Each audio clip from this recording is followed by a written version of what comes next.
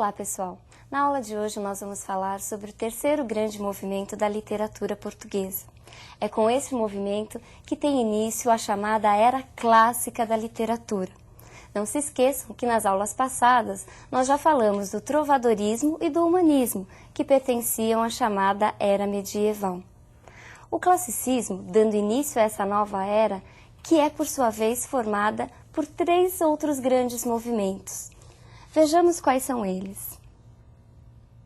Classicismo, no século XVI, o Barroco, no século XVII, e o Arcadismo ou Neoclassicismo, um novo classicismo, no século XVIII.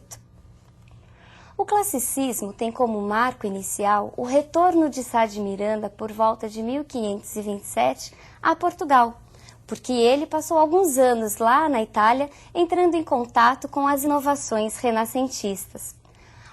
O classicismo vai perdurar aí no cenário até por volta de 1580, quando ocorre a unificação da Península Ibérica sob o domínio espanhol. Nessa época, Portugal já não aguentava mais, já não conseguia mais se sustentar político-economicamente. O classicismo, ele marca uma época muito importante não só para Portugal, mas para a Europa de uma maneira geral. É o apogeu da nação portuguesa, principalmente com as grandes descobertas ultramarinas. Vejamos qual é o símbolo deste período todo. A Torre de Belém se localiza na entrada do Porto de Lisboa e foi construída justamente nessa época, lá no século XVI, para simbolizar todo este período, as grandes navegações portuguesas. Essas descobertas começaram basicamente com a rota que Vasco da Gama empreendeu, o caminho que ele descobriu para as Índias, isso em 1498. Depois, nós também temos, já em 1500, o descobrimento do Brasil e mais um pouquinho para frente de outras regiões lá na África. O classicismo, ele marca a conquista, esse apogeu, e isso acaba refletindo também na própria economia de Portugal. Neste período, Lisboa se transforma numa das grandes capitais da Europa. Vejamos agora quais são as principais características do classicismo. Racionalismo é a razão que passa a governar a emoção e o sentimento. Essa razão, este equilíbrio, busca uma harmonia. Até então, o homem que era mais particularizado agora passa a ganhar ares mais universais. Os clássicos estavam preocupados com o homem sim, com o mundo também, mas com o homem e com o mundo com letra maiúscula. Vejamos a segunda característica, retomada da mitologia pagã. Aqui, os autores, os poetas greco-latinos são retomados. E eles são retomados por quê? Porque eles são tidos como exemplos de perfeição, ideais de beleza. Tanto que vários deuses gregos aparecem na literatura e na pintura renascentista deste período. Agora a próxima característica, a verossimilhança. Para o clássico, a verdade era o racional e o racional era o belo. O belo e o racional, por sua vez, correspondiam àquilo que era natural. É por isso que, neste período, a natureza é constantemente imitada e muito valorizada. A próxima característica, o fusionismo, ou seja, a fusão, a união da mitologia pagã com os ideais, com os valores do cristianismo. Nós temos aí a junção dos deuses, das ninfas gregas, com os santos, basicamente da Igreja Católica. Não se esqueça da importância da Igreja Católica até hoje para os portugueses. Uma última característica do classicismo é a medida nova. E o que é essa medida nova?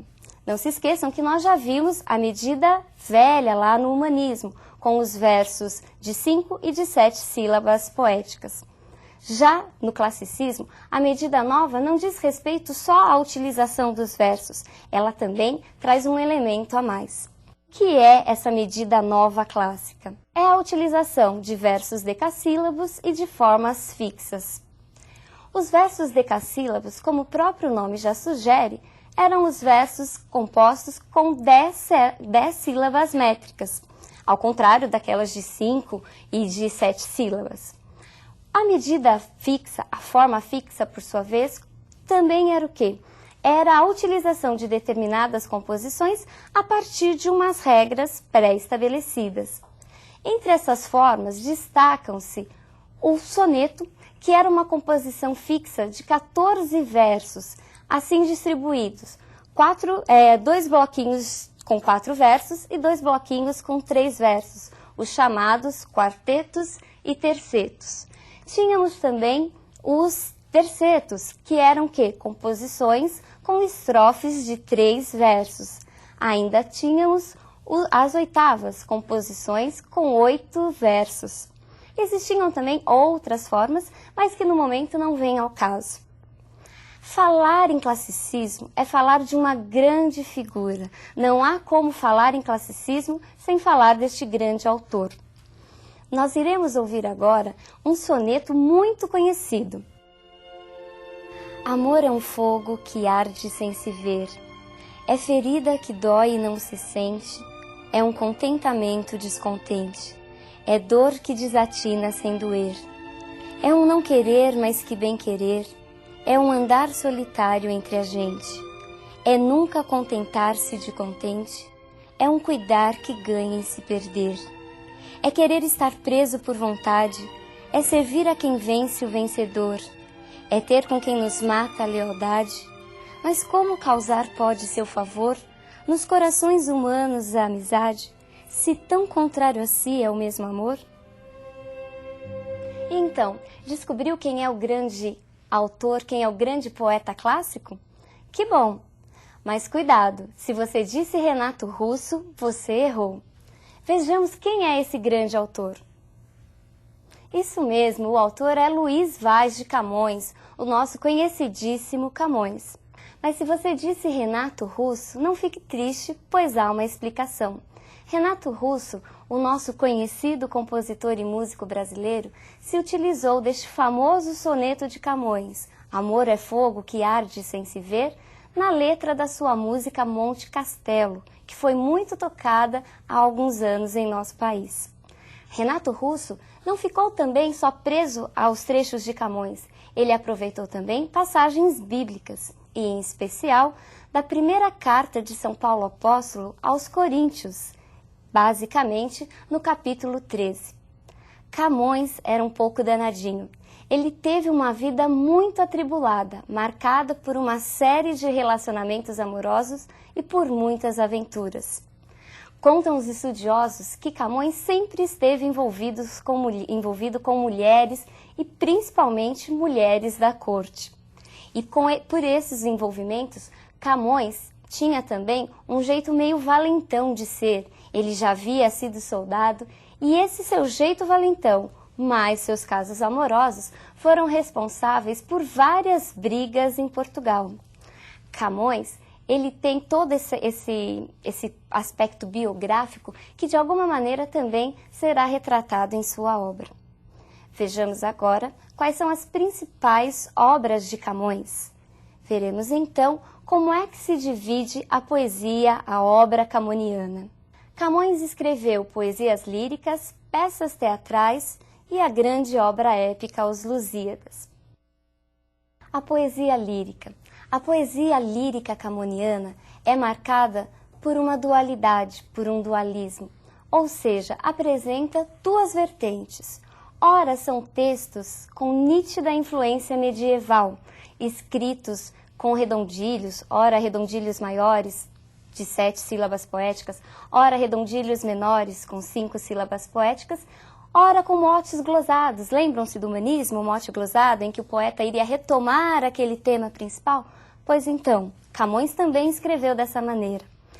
Outras vezes, Camões utilizava-se do soneto, como este que nós acabamos de ver na aula de hoje. Ao contrário do que muita gente pensa, Camões também escreveu peças teatrais. É verdade. Poucas foram as peças, mas elas foram escritas basicamente sob a forma de autos. Nós temos conhecimento de apenas 3 delas. As 2 primeiras estavam mais presas à tradição medieval, enquanto que a última, apresentava uma inspiração mais latina. Mas o Camões é conhecido não só nos países de língua portuguesa, mas em todo o mundo como grande escritor épico, como o autor da grande epopeia da língua portuguesa. Epopeia essa chamada de Os Lusíadas. Neste texto, nessa epopeia, e o que é uma epopeia? Epopeia é a narrativa dos grandes feitos de heróis, ou no caso de Os Lusíadas, da nação portuguesa.